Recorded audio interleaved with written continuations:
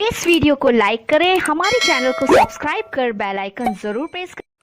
Colony के से छिटकी गे पासिन बाडोर की गे पासिन बाडोर की गे हाई हो आब धरती सारा गे कुहोई गे लालन नाही जाने में लालन नाही जाने में हो।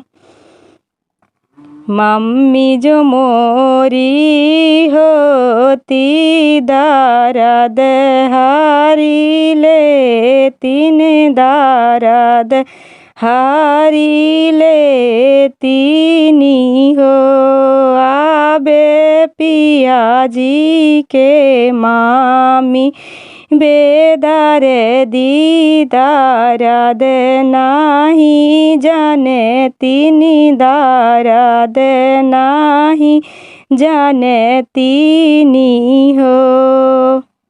कालनी के से छिटकी गे पासिन माडोर की गे पासिन माडोर की गे हाई हो आब धरती सारा गे कुहोई गे लालन नाही जाने में लालन नाही जाने में हो। चाची जो मोरी होती दारद हारी ले तीन दारद हारी ले तीनी हो आबे पिया जी के चाची बे दारे दी दारद नाही जाने तीनी दारद नाही जाने तीनी हो।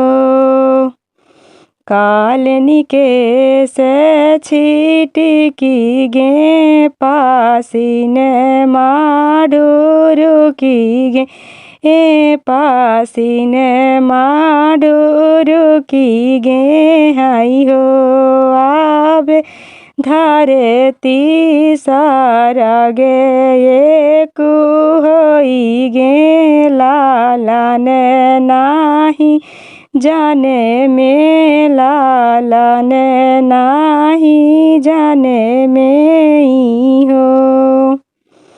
भाभी जो मोरी होती दारद हारी ले तीन दारद हारी ले तीनी हो आबे पिया जी के भाभी नी दारे दी दारद नाही जाने तीनी दारद नाही जाने तीनी हो।